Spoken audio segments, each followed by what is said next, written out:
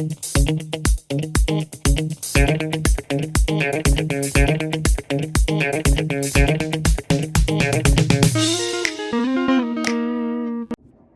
there, it's me again.